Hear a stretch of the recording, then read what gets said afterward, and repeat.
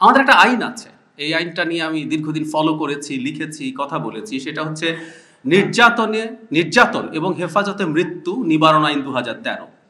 আপনারা যারা এখানে সিনিয়র্স আছেন তারা খুব ভালো মতো জানেন এই আইনটা যখন হয় এরপর প্রতিটা পুলিশ সপ্তাহে, আজকে পুলিশ সপ্তাহে এসে কিন্তু আমার এই ঘটনাটা মনে পড়ছে, প্রতিটা পুলিশ সপ্তাহে একটা দাবি ছিল এই আইনটা বাতিল করতে হবে।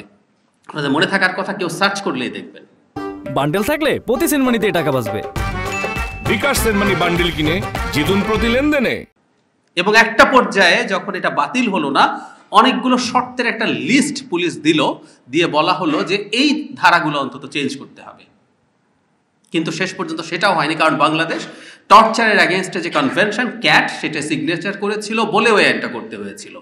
আমার প্রশ্ন হচ্ছে, কেন তাহলে হেফাজতে মৃত্যু এবং নির্যাতন নিবারণ যে আইন হয়, পুলিশ বাহিনী সেই সময় এটা বাতিল চেয়েছিল।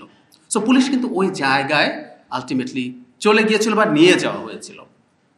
সো পুলিশের দিক থেকে আমি একটা জিনিস খেয়াল করেছি, সেটা হলো মানুষদেরকে আদার করা হয়েছে এবং মানুষদেরকে ডিহিউম্যানাইজ করা হয়েছে। কারণ কাউকে ডিহিউম্যানাইজ না করা গেলে এভাবে টর্চার করা যায় না, এভাবে ব্যবস্থা নেওয়া যায় না।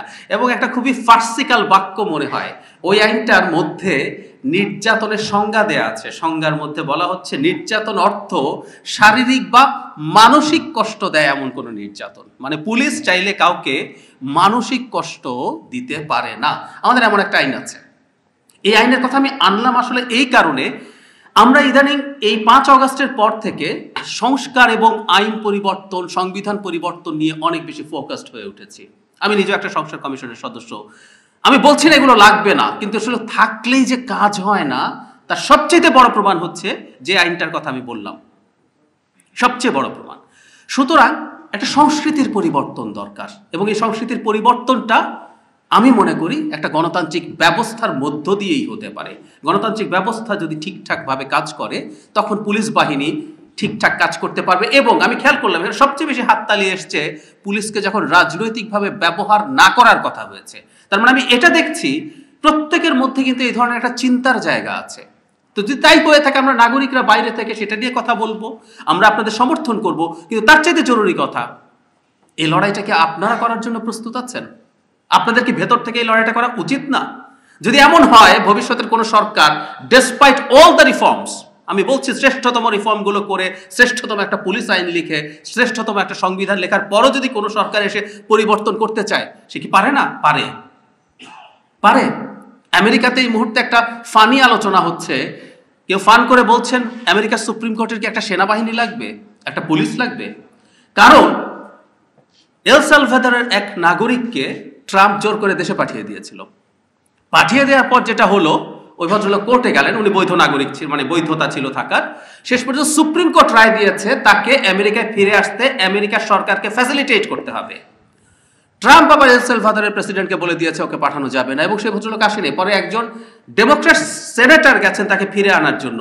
এখন প্রশ্ন হয়েছে, ওদের সুপ্রিম কোর্ট তো স্বাধীনভাবে প্রেসিডেন্টের বিরুদ্ধে রায় দিয়েছেন, এটাকে কার্যকর কে করবে? সেই জন্যই ফান করে বলছে তাহলে কি ওরও একটা মিলিটারি লাগবে, ওরও একটা পুলিশ লাগবে, সে গিয়ে ট্রাম্পকে ঘাট ধরিয়ে এটা করবে? আমি যে কথাটা বলতে চাইছি, একটা সংস্কৃতির ব্যাপার আছে, এটা ভয়ের। আমি এটাকেই ভয়ের বলে মনে করি। সংস্কৃতি কত ইম্পর্টেন্ট তার একটা উদাহরণ দিই। আমি লম্বা সময় নিয়ে ফেলছি, সরি, আমি সবচেয়ে আগে শেষ করব।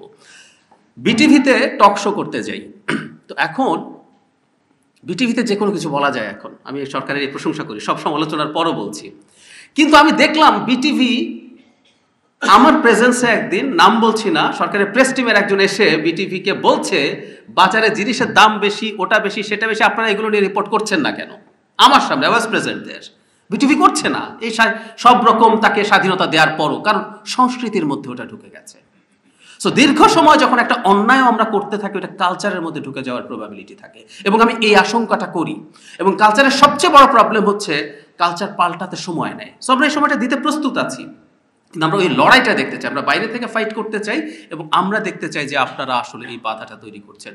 আমি সম্ভবত সেই রেয়ার মানুষদের একজন যারা অত্যন্ত বিপজ্জনক সময়ে, আমি নিজে আত্মতৃপ্তি বোধ করি, খুবই টাফ একটা সময়ে পুলিশের পক্ষে কথা বলেছি। 5 অগস্টের পর 5 বা 6 দিনের মাথায় আমি আমার চ্যানেল থেকে একটা অ্যাপিল করেছি যে মানুষগুলো অনেকেই ভুল করেছে, কিন্তু দিনের শেষে এরা আমাদের পরিবারের মানুষ, আমাদের প্রত্যেকের পরিবারের মানুষজন আছে, তারা এই কাজটা করেছে। এখন তাদের সাথে আমাদের একটা রেকনসিলিয়েশন দরকার এবং আমি বিশ্বাস করি সেটা আমরা করতে পারবো। আমরা জনতার একটা পুলিশ পাবো এবং অবশ্যই আপনারা পলিটিক্যাল ইনফ্লুয়েন্স থেকে দূরে থাকা এবং জনগণের পাশে থাকার জন্য নিজেদের লড়াইটা চালাবেন। শাসকের পক্ষে অন্ধভাবে গেলে কি হতে পারে 5 অগাস্ট মনে হয় সেটা শেষ পর্যন্ত প্রমাণ করেছে। ধন্যবাদ।